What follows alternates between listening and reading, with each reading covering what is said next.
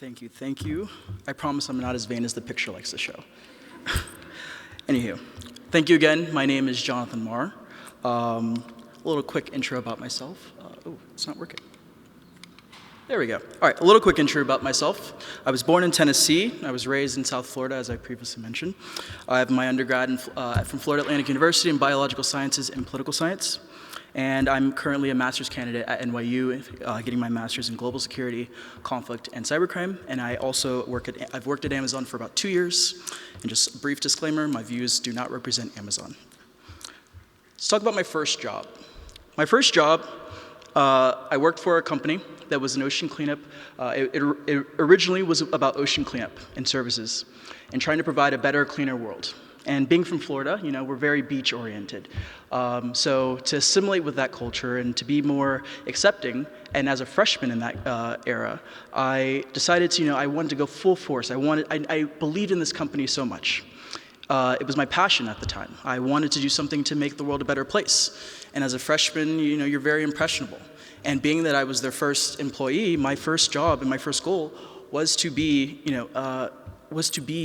their best person to go forward. And I remember that when I first originally started with the company, I decided I'm going to change my hair. Coming from an African American background, my hair is a lineage to my roots. It's what defines me. But I decided to go blonde.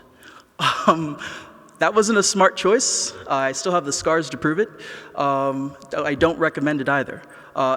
And the reason I changed my appearance was so that way I could feel more welcome, and that the company would want to hire me and bring me up in promotions. What I didn't realize was that I was degrading myself and not being true to myself, because I wanted to fit in and I wanted to be a part of something that I should have been myself for. So instead, I decided to go blonde, and I went blonder, and I won't show those because it's quite scarring. But I was with them for 4 years, and every year when it was time for promotion time, I was the last one left out, but I was the first one hired. I was the last one left out, but the first one hired. And finally, after 4 years, I worked so many extra shifts. I was doing this while going to school for undergrad full-time, working around the clock to make sure that I gave them not only great numbers in my work, but also, to show them that I truly cared. And then I got laid off. So I changed my appearance. I changed who I was for a company that laid me off. And I was on the first round of layoffs. Now, what is it like to be a person of color in the business world? While I didn't study business, I can only speak of what it's like working in businesses. And you have a lot of imposter syndrome. From whether your hair fits a certain dynamic that you want the company to assimilate to, or the language you speak. That's a big one. A lot of companies, depending on how you speak or how you talk, they won't hire you because they maybe not understand. There was a company that I worked for that, if you had too much of a Spanish accent, it was an automatic no. Coming from myself, I've gone through many times where I've been called a black person or a white person in a black person's body. Those kinds of language or those kinds of euphemisms aren't new. They've been used for years. But it's showing how someone that maybe is educated or uses profound language to get ahead or to try to, to learn something, you're demonized even and forced to assimilate to something that, without being yourself. There's also the idea of the color of your skin and your education, whether or not I went to FAU, which I think is one of the greatest universities in the country. And someone may say, well, it's not a Harvard. So, there's those type of, things that provide more context to give you imposter syndrome and just your mere credentials. So then there's always the question of why me?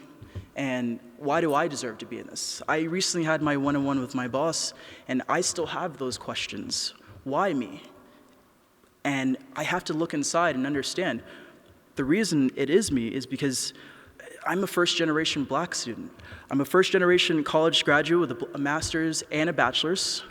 I've traveled to 6 countries, the first one in my family ever to travel to 6 countries, the first being Israel.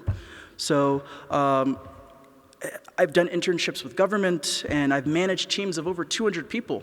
No one in my family, no one in my peer group can say that they've done those things.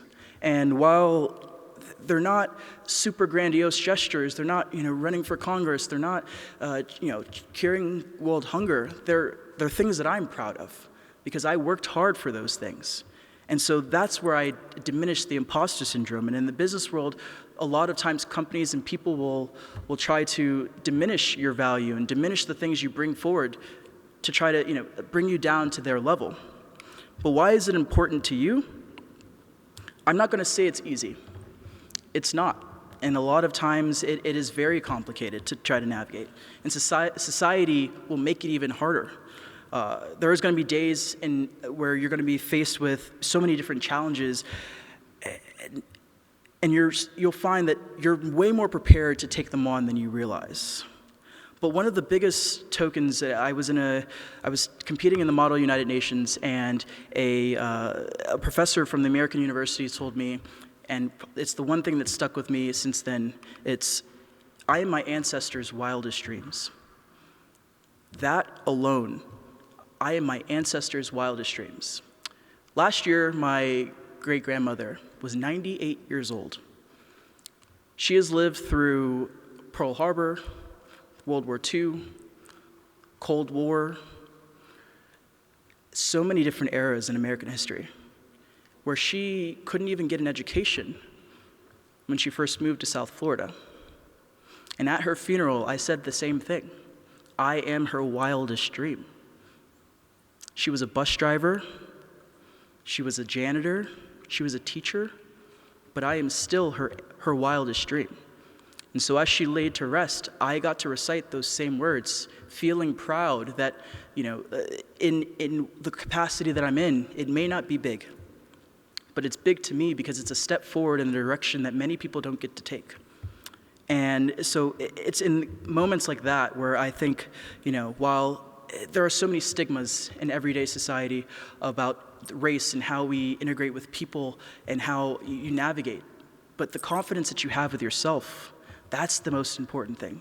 It's the skills you bring to the table, and how you navigate that is all based on how you empower yourself. And why I tell myself, I consistently look forward to tomorrow, because tomorrow is going to be a much better day, and I work towards it. And it may not be, sunshine and fairies, I promise, but I can promise you this, that out of everything that I've ever done, and everything that I will continue to do, that my race doesn't define me.